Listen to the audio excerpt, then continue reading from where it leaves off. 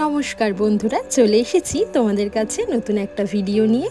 কাবাব নামটা শুনলেই ছোট থেকে বড় সকলেরই প্রায় জিভে জল চলে আসে। দেখো, কাবাবটা বানানোর জন্য প্রথমে বাজার থেকে কিনে আনা ছোট ছোট করে কাটা চিকেনগুলোকে একটা পাত্রে নিয়ে তার মধ্যে পরিমাণ মতো আদা বাটা, রসুন বাটা, লঙ্কা বাটা, টক দই, কাশ্মীরি লঙ্কার গুঁড়ো, তন্দুর মশলা আর নুন দিয়ে খুব ভালো মতো করে মেখে নিতে হবে। হ্যাঁ, ম্যারিনেশনটা কিন্তু খুব ভালো মতো করে করতে হবে, তাহলেই কিন্তু কাবাবের আসল স্বাদটা পাওয়া যায়। সমস্ত মশলাগুলোকে এমনভাবে চিকেনের সঙ্গে মাখাতে হবে যাতে মশলা আর চিকেন দুটোই একসঙ্গে খুব ভালো মতো করে মিশে যেতে পারে।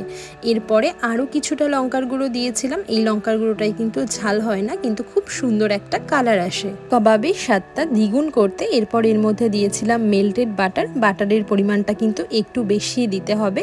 এরপর সমস্ত কিছুকে খুব ভালো মতো করে আরও বেশ কিছুক্ষণ ধরে মেখে নিতে হবে।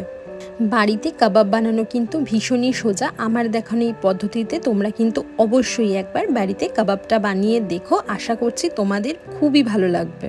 সমস্ত মশলাপাতি মাখানো হয়ে গেলে এরপর মাংসটাকে আধ ঘন্টা ফ্রিজে রেস্টে রাখতে হবে। আর ওদিকে কাবাবটা বানানোর জন্য আমি কিন্তু অনলাইন থেকে এইরকম একটা গ্রিল মেশিন অর্ডার করেছিলাম। তার মধ্যে চারকোলের আঁচ দিয়ে আঁচটা যখন একদম ভালো মতো করে উঠে যাবে তখন এর মধ্যে একে একে মাংসের টুকরোগুলোকে সাজিয়ে দিতে হবে। আর অন্যদিকে একটা বাটিতে বেশ কিছুটা পরিমাণ বাটার নিয়ে বাটারটাকেও গলিয়ে নিতে হবে এবং মাঝে মাঝে কাবাবটার মধ্যে বাটার ব্রাশ করে দিতে হবে। এর ফলে কাবাবটা ভীষণই জুসি হয়, সফট হয়, সেই সঙ্গে স্বাদটাও খুবই সুন্দর হয়। আর কাবাবের সঙ্গে খাওয়ার জন্য এদিকে ছিল অনেকটা পরিমাণ গ্রিন স্যালাড, আর ছিল ধনেপাতার তেঁতুলের একটা টক মিষ্টি চাটনি, সেই সঙ্গে ছিল দই দিয়ে বানানো আরও একটা টক মিষ্টি চাটনি।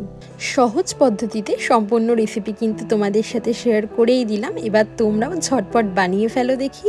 ভিডিওটা ভালো লাগলে লাইক, কমেন্ট, শেয়ার করে সকলকে দেখার সুযোগ করে দিও। দেখা হবে নতুন কোনো ভিডিওতে। সবাই ভালো থেকো, টাটা।